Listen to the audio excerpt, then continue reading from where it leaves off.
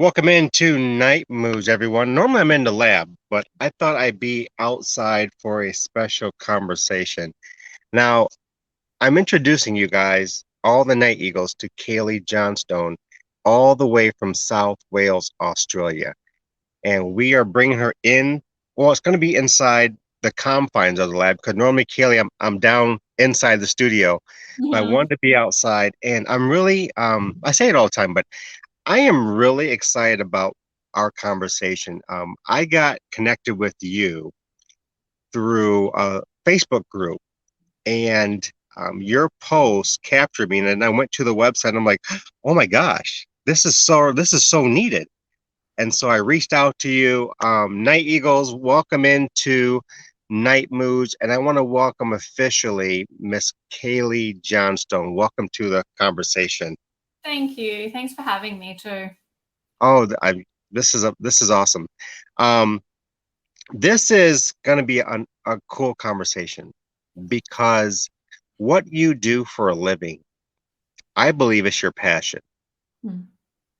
And I caught that, and then I was going through your website over the past week, and I was like, kind of like, it's like right here. I'm just reading it. There are so many people around this world who need passionate people like you. Mm. I believe this. So, for all the Night Eagles who don't know who Kahlee is, could you introduce yourself and what is a naturopath? Mm. So, I'm Carly. I just turned 30. I've been in the industry probably, what is it, 7 years now, Okay. but had to study for 5 years. So, um, what is a naturopath? It's so funny because I think people have so many different ideas around what naturopaths do. Yeah. And depending on the type of practitioner that you are, really depends on how that is explained. But the best I can explain it is how I work, which is more of a science base. So I'm more into the functional medicine side of naturopathy, which is more to do with your blood work, more to do with analysis, more to do with the testing. It's better for me to be able to see data, see the numbers, and then also get the symptom assessment to then Okay. gauge where someone's at to move forward. So there's many different types of naturopaths out there, but I'm more of the blood work science background rather than other practitioners and different ways that they work as well. Cool. See, this is I sent you my original email. My message to you was through that group, and my daughter who is 25 this year, and I was like, oh, this would be perfect for Jasmine. And then I realized there are like hundreds, if not thousands, of Jasmine types out there. Mm-hmm. And so I discovered in reading you went through what you're doing right now 6 years ago. You were part of, I guess, part of the problem, and now you became the solution.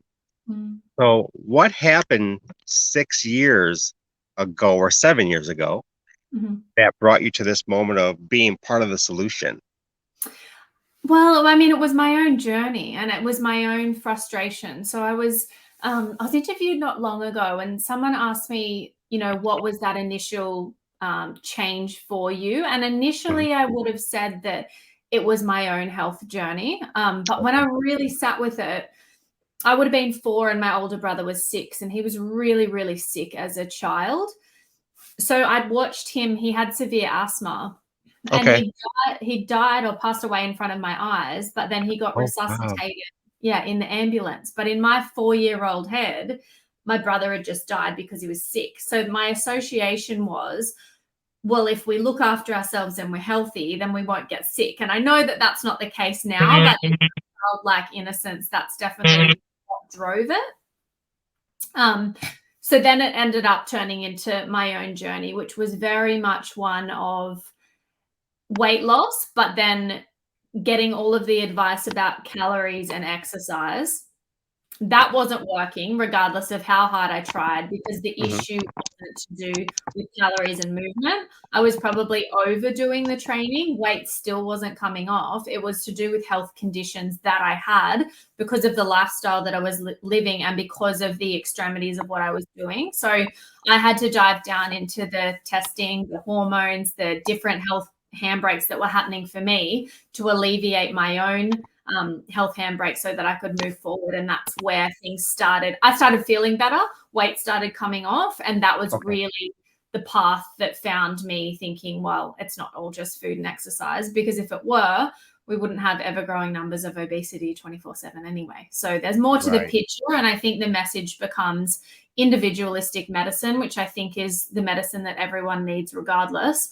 And then how do we move forward at an individual level to affect not only us, but have that ripple on effect? Because if we're not feeling good within our own bodies, of course, it's going to have a ripple on effect into our families, into our relationships, into the people that we interact with. Right. And it just comes down to that relationship we have with ourselves. Oh, wow. This is Yeah. fun.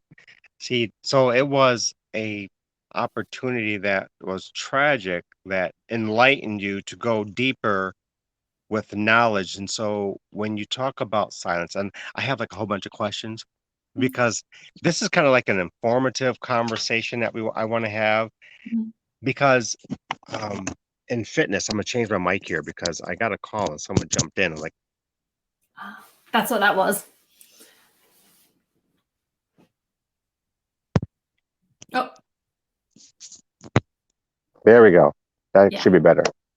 Perfect. Okay, so I have a lot of questions. Mhm. Um, and I think they're more informative questions because I just see health as consequential to like well-being, mental health. Um, and is it safe to say this is one of your passions, if not the passion? Mm. Absolutely. I mean, it always has been. Originally, when I was younger, well, in school, actually, it was to go down and do medicine.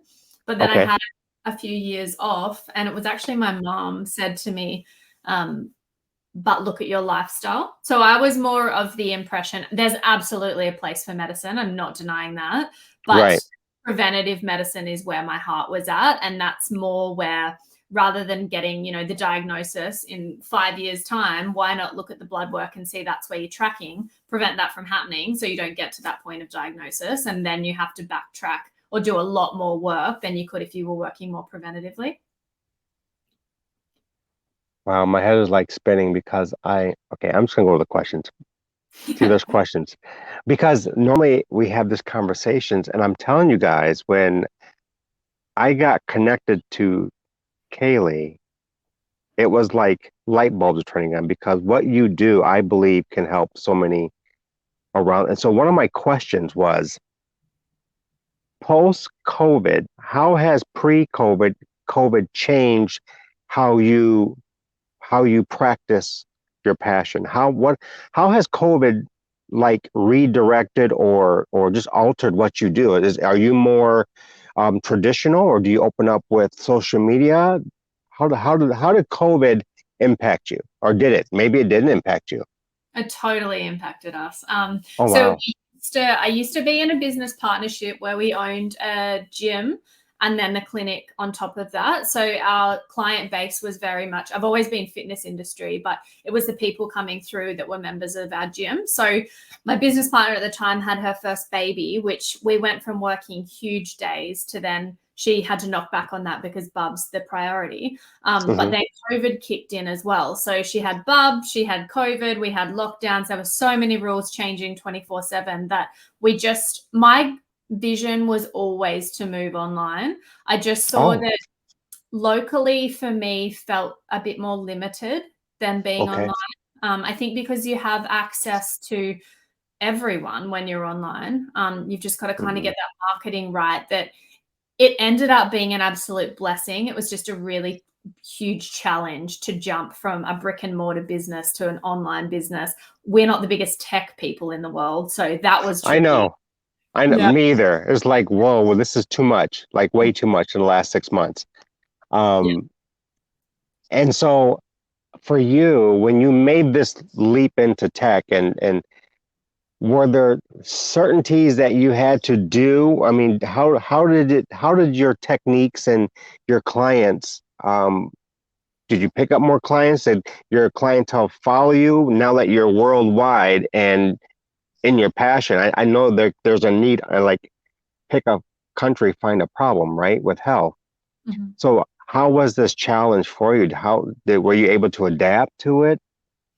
The first, I want to say the first year was hard. I think for everyone anyway, because there was so much change that was happening.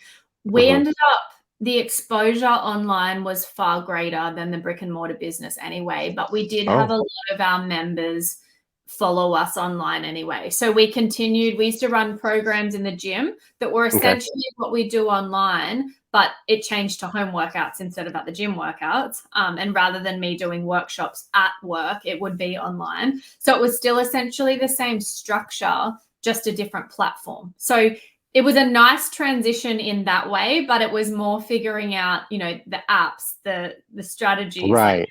hold these people, blah, blah, blah, that was the learning curve.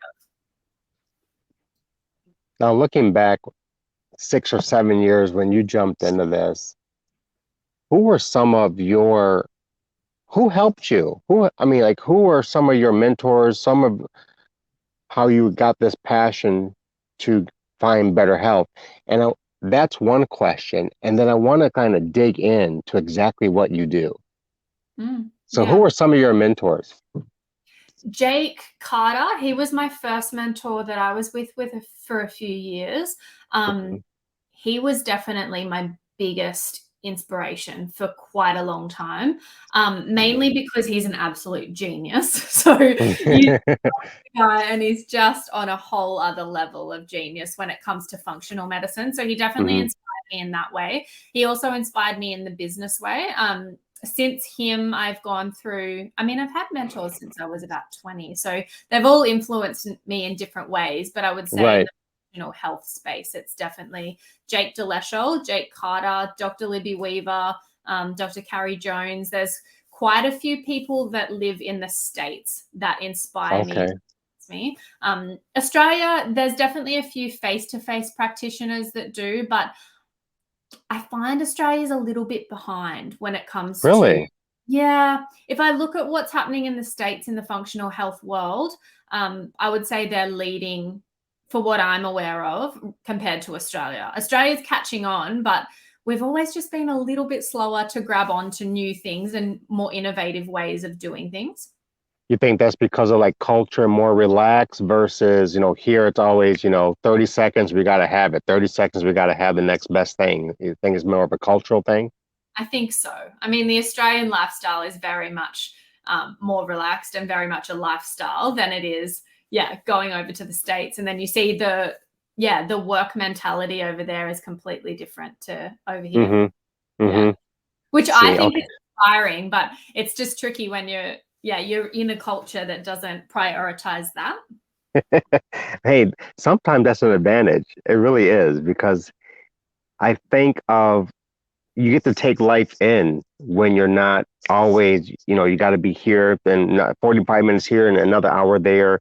When it's always a schedule, I don't really think most human beings can enjoy themselves when it's always a schedule oriented routine that they're always in. So I can't wait to go to Australia just to kind of take in the land um, and the It's culture, by the way.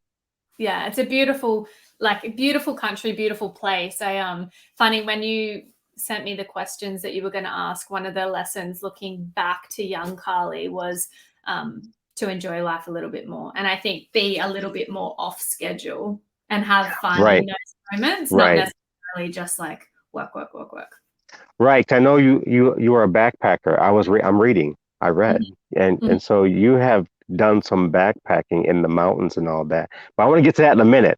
Yeah. I really want to dig into what you do and how you do what you do and the why. Like what is it that you do and your clients and what's the why? What makes you like thirst and get up and let's get after it every day?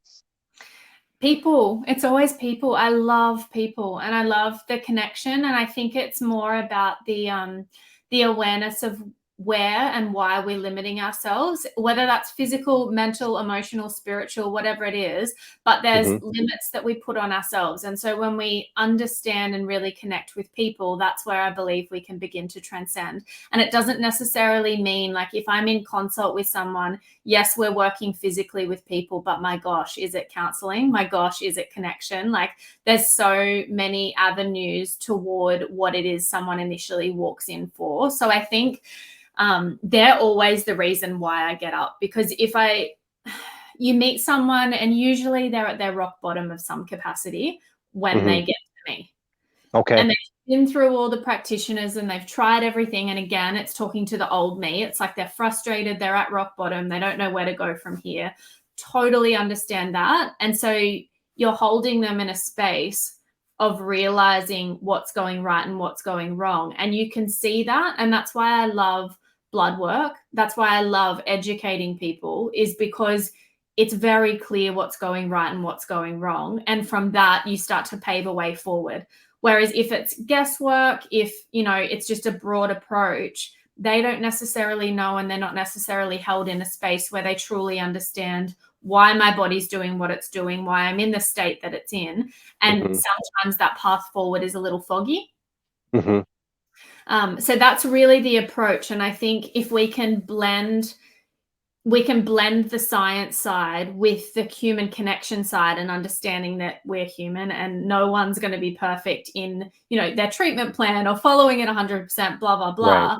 There's going to be room for error in that. And it's not to say that you're not doing it right. I think the mentality of, doing things 100% of the time, 100% is not achievable for majority of people, because life happens and it's so scheduled and things are going to get in your way. It's the same with health.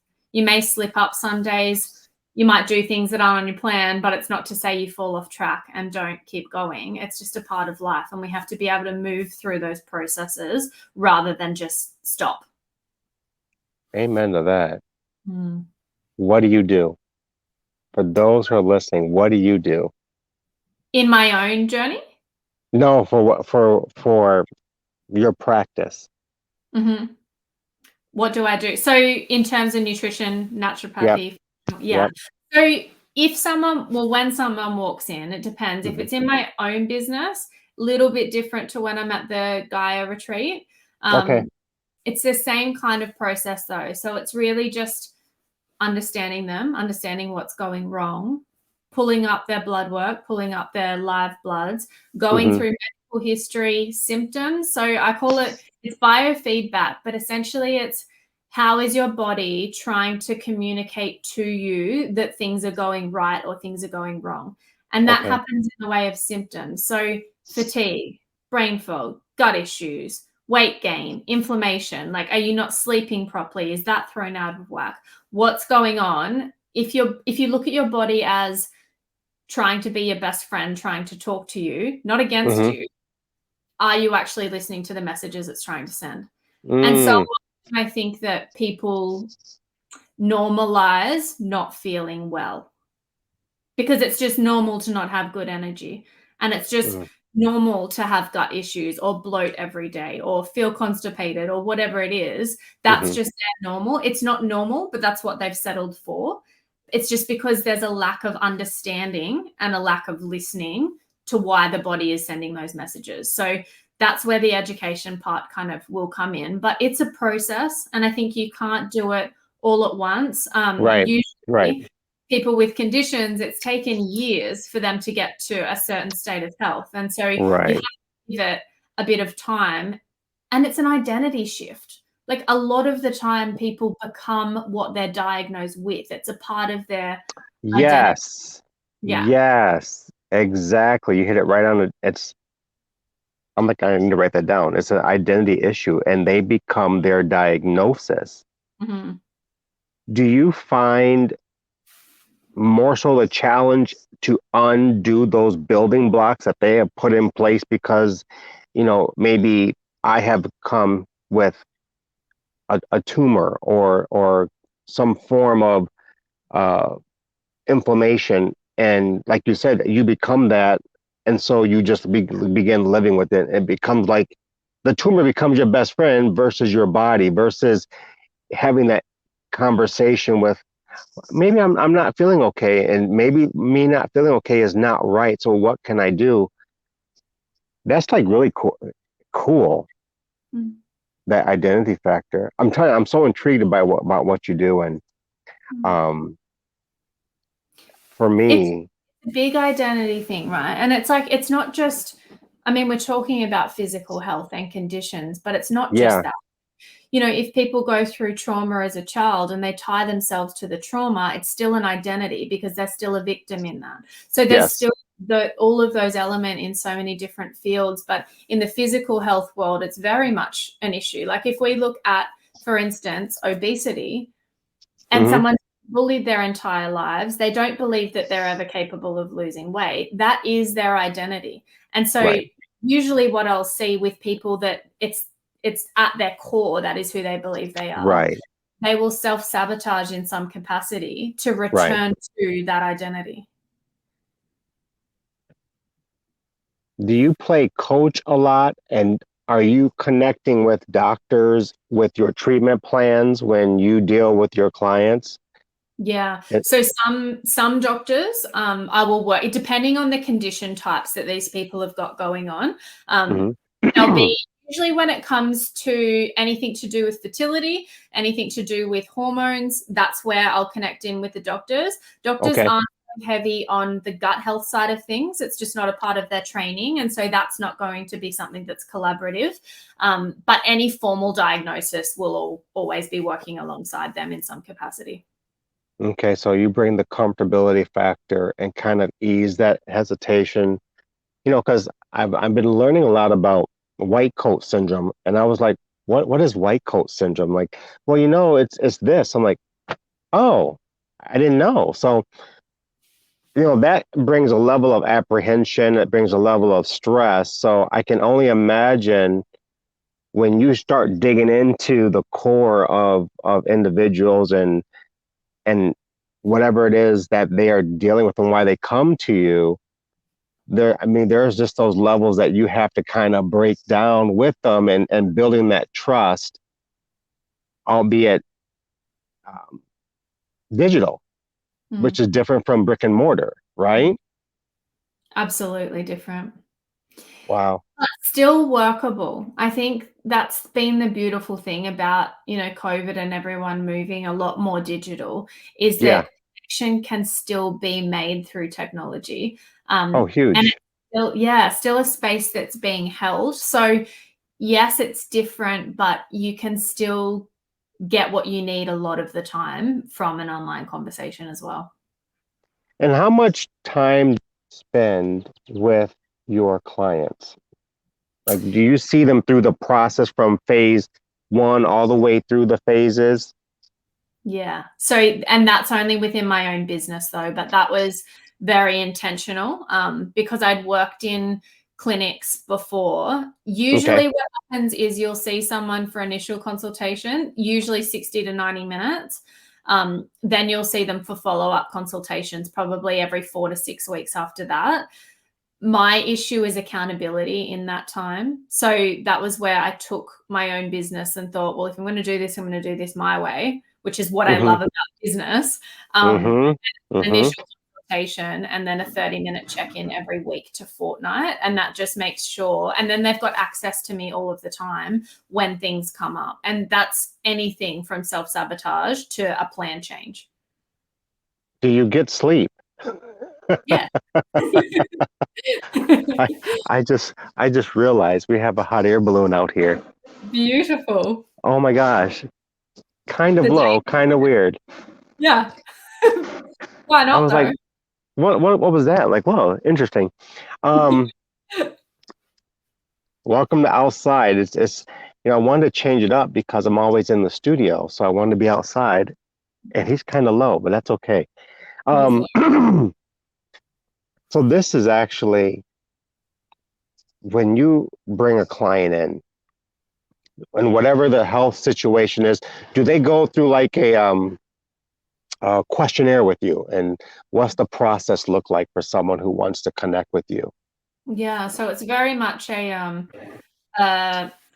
process. So there's a lot of screening forms Okay. that happen, which usually take people a lot of time, and it's 1,000,001 questions. But basically what it's doing is breaking down different systems and Mm-hmm. seeing what's going right in some systems versus what's going wrong in some systems. So it's not that, I mean, naturopaths are notoriously known for holistic health. So Yes. it's not segregated. It's not that, oh, you've got an issue with, your gut health, that's all we're going to work on, or you've got a Mm-hmm. mental health issue, Mm-hmm. we're just going to work on mental health. Because if you look at the links, everything in our philosophy is interlinked. So for instance, if we look at mental health, which has been huge through COVID, Yeah. you can't just work on mental health if 70 to 80% of your neurotransmitters are made in your gut. Oh.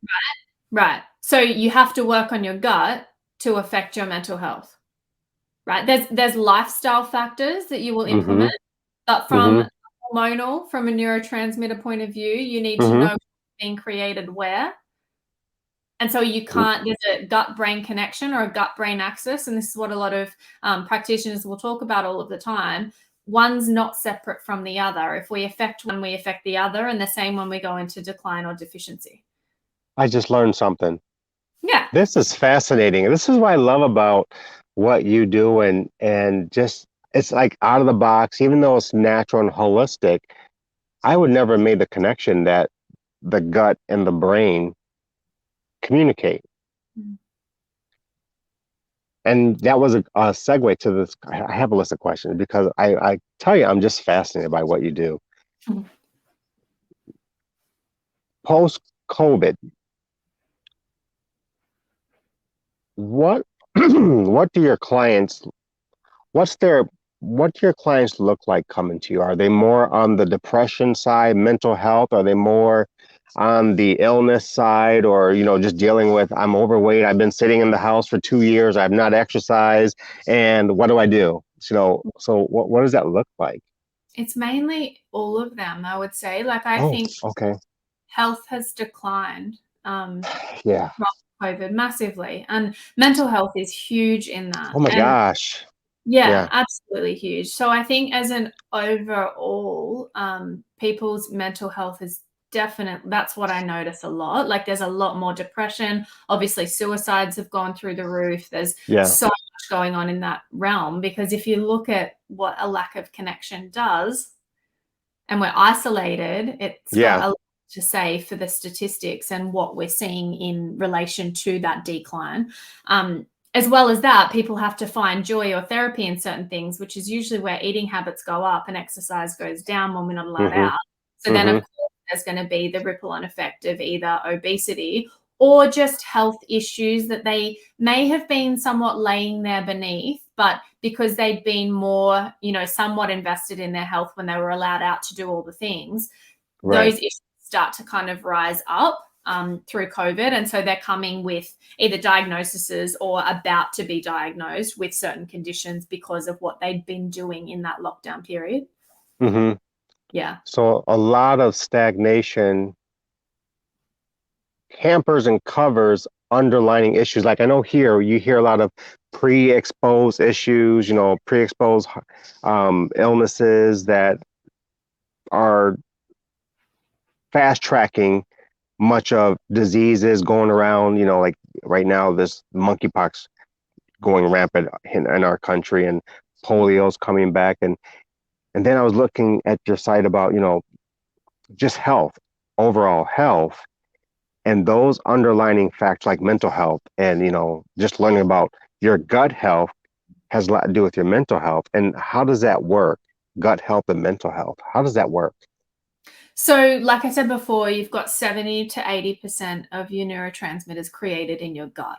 So, gut health, if we look at signs and symptoms of gut health or digestive health not working properly, you're Mm-hmm. looking at really common symptoms that people have all the time, like Mm-hmm. bloating, like a bit of reflux, like, fizzing in the stomach, or poor energy, brain fog, skin issues, like all of that is Mm-hmm. linked to your gut. And then what throws the gut out, you're looking at a lot of antibiotics. Antibiotics are needed when they're needed, but they're also overprescribed. Yes. Right. So Yes. antibiotics is to clear all of the biome, which is positive and negative gram bacteria. So you're not only wiping the bad guys, you're wiping the good guys at the same time. And our biome is not just to do with our gut health. It's in our mouth, it's on our skin, it's absolutely everywhere. And that is the microbiome. So again, it's not segregated into your microbiome. It's just within your gut. It's everywhere within you and on you that creates that film. So if you look at what you're putting on your skin, if you look at what you're consuming, what's Mm-hmm. on foods, if that food is supporting your microbiome or it's not. So a lot of, look at our culture. It's processed quick foods, Yes. right? Yeah. It's not, going out and getting things from the garden, things that have their own diversity on them. Like if you pick something up from the garden and eat it, it's got its own bacterial or own microbiome you're consuming, which adds to it. When we get Okay. something that's covered in herbicides and pesticides, again, ripped through, we're not creating that diversity within ourselves. So there's a lot that kind of goes into it, but it really is starting with where the person's at. We all have our different limits of what we will and won't do and how much we'll Mm-hmm. give to something versus not give to something. So Mm-hmm. sometimes it could be something really simple that they have to change to start, depending on where their health state is at. Gotcha. Yeah, sometimes it's really quite intensive. Like if I've worked with people that, can't get out of bed, they're on the shower floor crying because they're in pain. It's like Mm-hmm. their life is absolutely affected by their health.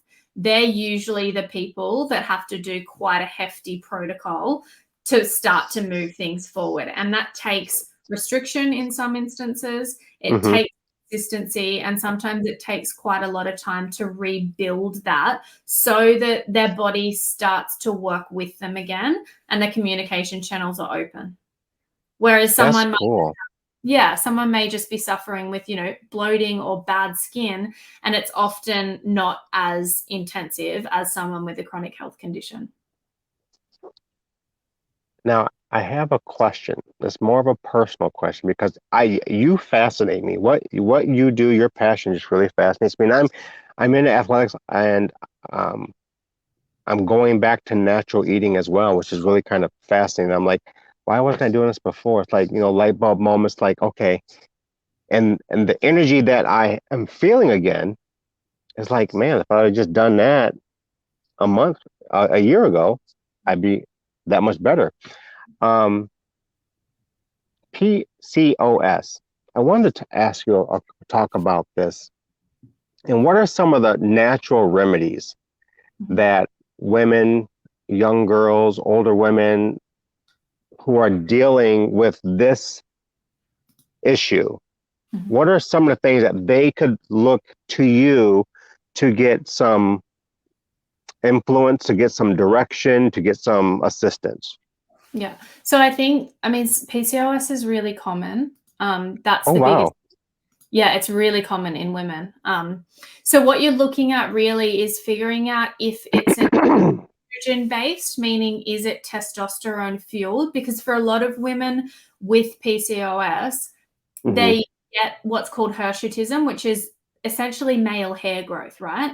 And it's Okay. because their testosterone or their androgen levels are tracking high, which is going to give them that male-like presentation. Most of the time, though, the driver of PCOS part is genetic, part is because of insulin. So insulin is Okay. only ever secreted when there's glucose or carbohydrate in the system. So for a culture that over consumes carbohydrates because it's in processed foods where we've got it, it's quick and easy, it's quick energy, our Right. bodies aren't used to that load. And so our pancreas secretes insulin, which will then drive that glucose, which is meant to be burnt as fuel, into our fat stores. So Wow. that's where women will gain weight. And when someone is diagnosed with PCOS and, whoever they're seeing says, well, you just need to lose weight, it's never that easy. Okay. That was my next question. Never Yeah. that easy. Never that easy. No, Night because Eagles, it's never that easy. you're looking at what is driving the weight gain for them, what's the underlying cause of that. If it is insulin, and in most cases it is, you've really got to be careful with the types of food you're eating, the meal frequency and the meal timing, because you need to downplay insulin so that you're not secreting as much, so you're not storing as much glucose in your fat cells, which is what adds to the weight gain. And that was where, again, in my own journey, I wasn't diagnosed with PCOS, but similar conditions where it wasn't actually about the eating less or moving more. It was about the type of food I was consuming, when I was consuming it, and then what else was going wrong because of my health state at that time. So PCOS, in terms of advice, I would say you need to reduce your carbohydrate intake, because that's actually what's fueling that insulin to store your glucose as fat. And that's why the weight gain is going to be harder for you to lose. You really need to increase protein and fats at every single meal. So it's funny, in our culture, it's like breakfast foods, for instance, are like cereals and oats and, you know, that carbohydrate laden foods. Whereas if you return to eating like meat or a really good protein source for breakfast, not only are you going to stimulate muscle protein synthesis, which is one of the best ways that you can regulate insulin resistance, is building more muscle. But in order to build more muscle, you need protein and you need to eat right. You are brilliant. You are, I mean, what you do and the service that you provide, it's like, I know you understand you're brilliant, but I'm so fascinated. And you can help. I know you are already helping hundreds and upon hundreds.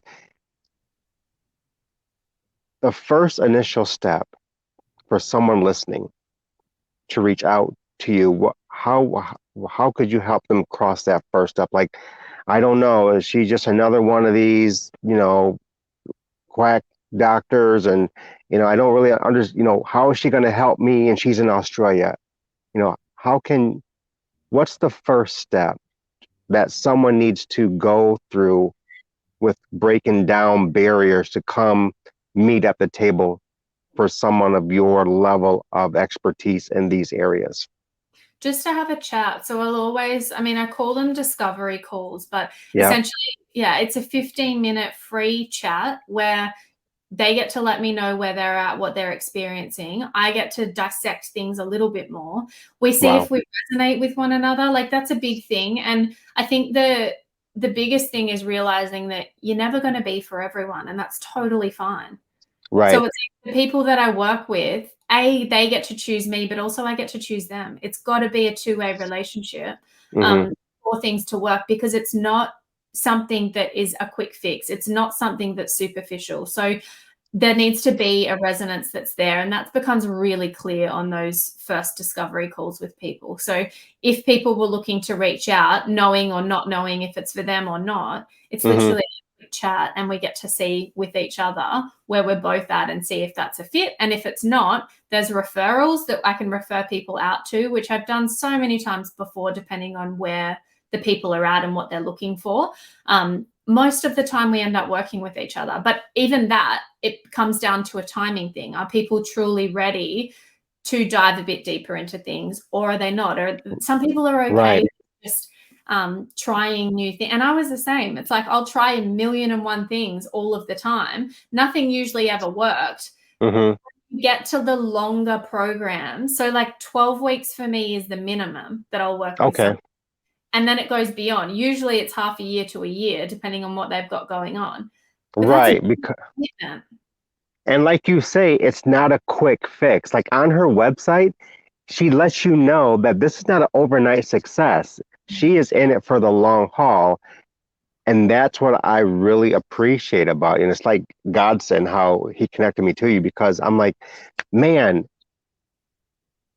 there's all these connectors in life, and what you can bring to the table to help so many, especially post COVID, post all these variances. And like you said, people are indoors and they're isolated and they're not exercising. And so their comfort foods become their best friends, and their best friends begin to and bring the body into a more instability. Mhm. And so then they're like in this catch 22, and it's like, man, just come on out and regain your identity. I like how you said that a little bit ago, your identity. Um, when I say I'm fascinated by what you do, I really didn't understand. I used to have a naturopath for a doctor, and I Mhm. would understand him, but he retired. And once I realized being with him for 10 years, I was like, oh no, now what am I going to do? Mhm. Yeah. Because he was that connection to the more than just the holistic side, but he was more the connection and the balance between science and the holistic side, which I believe we kind of need because, like with everything, we could be more extreme on the holistic side and kind of shut the door to many of the purposes of what's the values of science can bring, Mhm. right? Um, well, we talked about some of your mentor. I talked to you. I got to dive in and ask you some questions about what you do as a natural path. And this is what you're passionate about. If you weren't doing this, what would you be doing? Like all the things, what would you be doing? I know you like the mountains versus the coastline. What would you be doing? I would either be doing psychology or medicine, I would say. They Really? would, yeah, yeah. I've always, I mean, like I said to you originally, it was always medicine, and it wasn't until I got actually quite reflective with things. I Mm-hmm. still see the absolute need for medicine. So I think where you were talking before about, the segregation between the two, I Yeah. feel like there needs to be a blend. And this is what I mean by the states leading. There are a lot more integrative doctors in the States than there are in Australia. There's a few in Australia, but what integrative doctors do is blend what I do with traditional medicine. So it's the Okay. best of both worlds. And I think that is the way, medicine needs to go, because it does both, and it's not just diagnosis based. But then the psychology part of it, you can't not do that when you're working with people. So it's just a Right. huge part of any type of therapist or any type of practitioner. But I think I've always had a natural affinity, and I think a natural curiosity toward people's minds, people's emotions, why they believe what Mm-hmm. they believe. Like, there's so many layers in that, and that's always fascinated me. So I get to touch on it in what I do, and I love that, because I think if I didn't have that, it would almost be too data driven for me. Okay. Yeah. How long have you been in this field? No, So 7 years now. So I was in the Air Force actually. So I joined the Air Force mm, when I was 17. So that's who I was going to go through and do med through. Um, but then I got posted to the middle of the desert here, essentially, and there's no universities there. So that kind of left that out. But then I started studying for 5 years when I was 20. So I graduated at 25. mm-hmm. But I was doing health retreats before I finished graduating. Mm-hmm. We still do now. It just got in Yeah. the head. And you're part of the Gaia retreats. Am I saying that right? Is it Gaia or Gia? Gaia. Gaia. Okay. And for those who are local, they can come and register and be a part of those weekly retreats. Is that correct? Yeah. So the Gaia retreat's very. Do you know Olivia Newton-John? Yeah. So it's her retreat. Okay. So it's a health retreat, but it's like an escape. So for people, or it's downtime for people, and you run it so they can come for a weekend, they can come for a week, they can come for a month, whatever it is, Mm-hmm. and you just book through them. But you get a bit of everything in that, and that's what I really like about it. So I think there's nearly 30 practitioners that are there. So you have this like wide array of therapists and practitioners, which are anywhere from beauty to what I do. Mm-hmm. And you kind of get to choose. So depending on where you're at and what you want is the Mm-hmm. therapist you choose. So it's been really beautiful for me, because I've got to have really good conversations with people that are doing things polar opposite, or working polar opposite to the way I do, and it all Right. works together. It's really fascinating, you guys. And again, I'm on her site because her site's really cool. And she's really organic and a people person. So she's going to tell you like it is in real time, and she's not going to waste your time with her time and your time, because she just values and appreciates life and what she does. This is like her passion. This 15-minute call, I'm looking at it. I love the discovery call. And I'm sure you have come to much discovery in 15 minutes from whomever, from wherever, which helps you put a protocol or a plan, a comprehensive plan for what you're going to do. Um, what are some of the things that you would maybe share with preparing for a call of a discovery call with you? What would you share of how someone get ready for that? I think looking at exactly where you're at, what you're experiencing, what you Mm-hmm. want, where you've been, and how long you've been trying for. Mm, That's usually the deciding factor for people. If people are kind of new and in the explorative phase of like, I've got this and I haven't been feeling great for a little bit, right. usually it's like, I'll try a few things and see. Whereas people that have been doing it forever and not getting any results, they're usually the ones that are going to jump on quite quickly, because they need to hand it over to someone in their field that's going to Mm-hmm. guide them through it. So I think just being really honest with, what you actually would like to achieve, what's stopping you, or what are you feeling at the moment that's Mm-hmm. affecting you. Because there's a difference between, like I said, making something normal, even though it's not normal, and then Right. how we ideally would like to feel and live. There's usually quite a contrast in that for most people. So Mm-hmm. it's exciting if, that future version of you and where you're at now, are you willing to make tracks and sacrifices to get to that? Or are you happy with where you're at? And are you actually okay with that? And I think that's the deciding factor for a lot of people. And the confidentiality factor with your client, your patient, clients. I assume they're clients, not patients. They're Mhm. clients. That's a part of the program. Is that Mm. correct in saying that? Always. I mean, you're going through medical, so it Yeah. has to be confidential. Yeah. Yeah. And a lot of the time, I mean, we form really beautiful connections with them, because Mm-hmm. it is in depth, and you can't not, like, you're talking to someone every week, a relationship Mm-hmm. forms, Mm-hmm. and it is confidential because it needs to be. I mean, you don't Yeah. want to divulge, your deepest secrets and then have no. Right. Yeah. Right. So it definitely is a safe space. Definitely, if you are watching and listening to this on a later rebroadcast, exactly like what Kahlee had just said for you to prepare for a 15-minute phone call. And I'm saying, if you are stuck or in a rut and you just can't seem to get any kind of traction, this could be a, a better alternative versus what you're doing. It's like what Dr. Phil says all the time. How is that working out for you? It's like doing the same thing over and over and over, hoping for different results.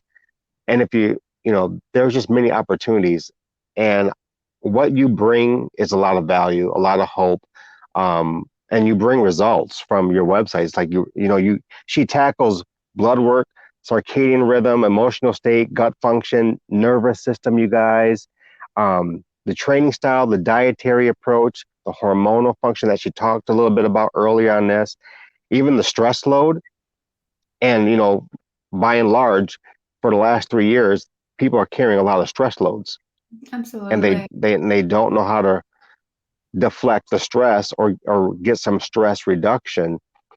And she does nutrition, and these are like these key factors. And if you don't know where you are sitting in maybe a handful of these, reach out to Kahlee, and she'll help you out.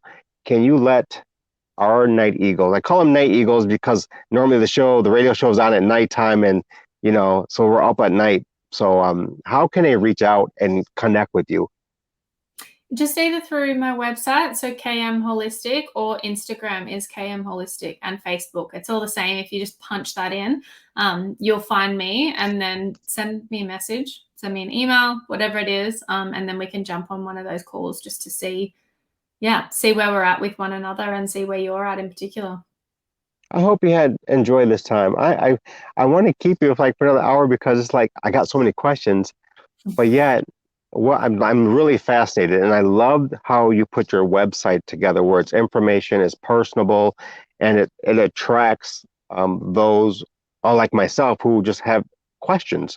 Mm. Um, and you have a passion behind the purpose with results. And I love that about your particular field and what you practice to do. So thank you for just sharing a little bit of your time with me. I really, and I'm intrigued and fascinated by what you do. I really, and I know it can help as many people. So you guys are listening to this.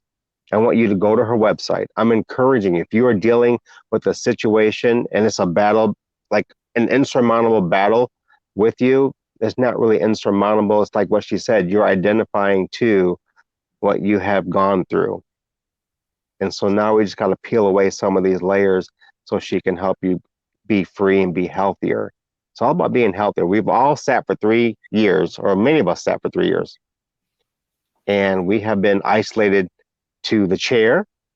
So the only exercise maybe you've been getting is up and out of the chair to the bed. So um, this is KM Holistic. I'm speaking with Kahlee Johnstone from South Wales, Australia, making the connection. I know she's got something for you guys here. Kahlee, is there anything you want to say before we leave this episode and drop the mic right here? Just thank you for having me, really. I love, obviously, chats like this and meeting you and seeing what you're doing in the world. I think one of my biggest things is seeing people that, have that spark for life and have that spark for what they do. And you're Oh definitely, yeah, so it's beautiful to be able to connect with someone that loves what they're doing as well. I love it. I am passionate about just life and being free. And it's like when you get to 50, for me, it's just vibrant. And I want to be able to hopefully in the future get you right back on because I'm sure we can have a longer conversation. And I want to have that conversation and and just kind of pick your brain Yeah. and know you like backpacking. And I'm watching Shark Week, so I'm like, oh, she surfs. This is nuts. So do you do a lot of surfing? Yeah, I've been I mean, I was raised on the ocean, so surf club, surfing, rowing, like all of it. We're always out there. But I've only seen, I mean, probably 3 close encounters with sharks, so it's not like they're everywhere. Um, Well, 3 in 30 years, I'm doing pretty well. hey, you're doing pretty well because you're doing better than I would. I would never be in that ocean like that. Like it's on all week. It's been on for the last 3 weeks, and I'm like, that's crazy. The size of these sharks and Australia and South Africa. I'm like, holy smokes, no way. There's no way. So I applaud you for what you do, honestly. I love your passion. I love that you are truly believing and behind what you do. And I'm telling you guys, go to her website. It's kmholistic.com. She says this. I'm just going to tell you what she says. No quick fixes, no fad diets, no rebound weight gain, no extreme training plans. She's the real deal, you guys. She is the real deal. Thank you for being on this episode with me. I really appreciate you. If you guys want to contact with Kahlee, you have her email, website, Facebook inside of this live stream and on your favorite platforms. Kahlee, it's been a pleasure. I am so fascinated by what you do and how you do. I'm like, I'm going to have my daughter reach out to you too because I believe you have something for her that you can Beautiful. help her. Thank you so much for having me. Thank you. See you guys on the next episode right here on Night Mood. It's been a pleasure. I'm Michael. I call myself the Chief Mood Officer, and you're watching a conversation with Kahlee Johnstone all the way in South Wales, Australia. Look at her make her moves, and she loves to surf. Mind blown on that one, you guys. Have a good night, everyone. Take care and see you on the next episode right here on Night Moods. Bye.